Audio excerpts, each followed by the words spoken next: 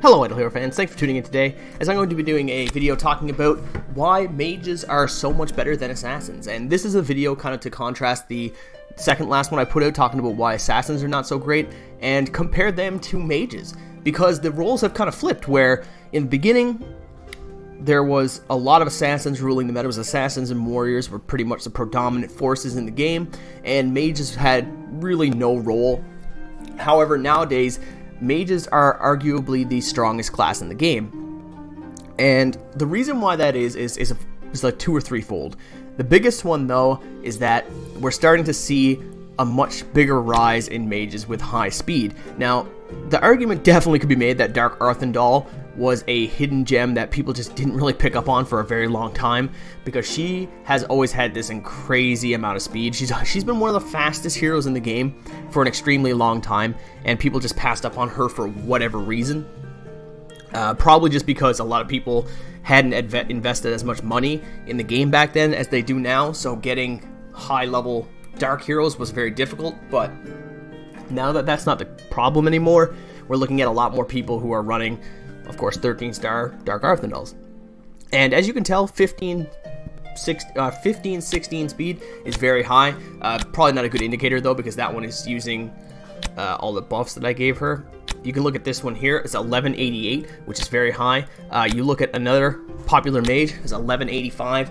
Valentino, also very fast.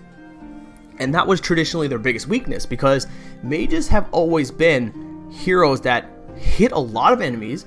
They do either relatively good or very good damage, but they also bring crowd control. So these are kind of the class that you would want to be careful modeling after when it comes to like assassins, because you could essentially make assassins the same way, and then you're going to end up just replacing mages in the current meta with assassins.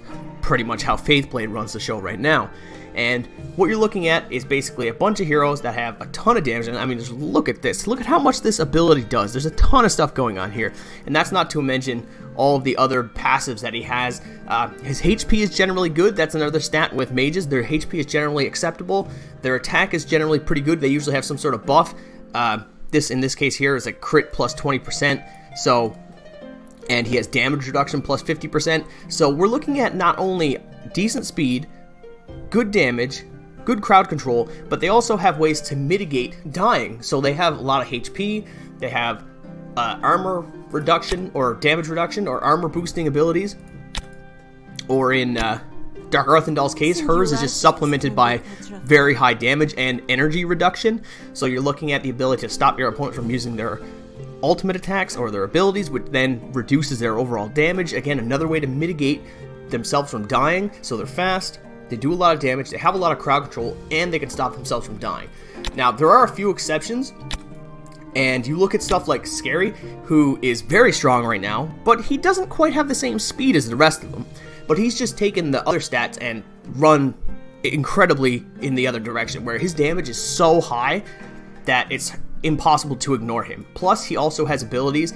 He has damage reduction plus 20%, and this is a flat damage reduction. This is not conditional like Valentino's. Now, Valentino's is still very good, but Scary's is not conditional, so it's much easier to use.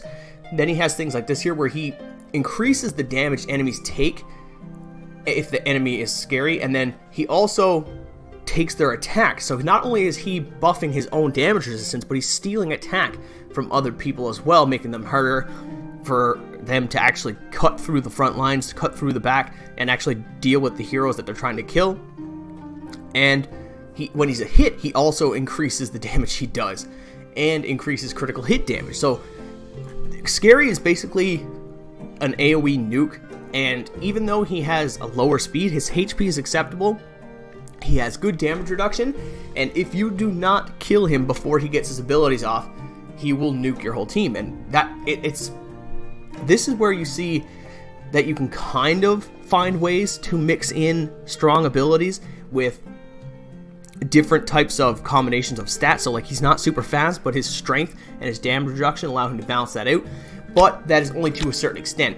There are heroes, and even basic heroes like Lutz, who can actually take advantage of him because he has a 100% chance to stun mages. So now it's only 4 enemies, so there is a good chance that he might miss as well, but The fact that a very common hero like Lutz could actually shut down Scary is a little bit of a problem for him, but basically he has tools to deal with all the meta heroes, which is kind of another big factor going into this, is that no one is running Lutz, so you don't really have to worry too much about it, but there are other things that can happen, and that's the thing. Even though he is very strong, he is weak to crowd control, but as most mages aren't this way, but because he is so strong in his damage, it really doesn't matter too much that he has that apparent weakness.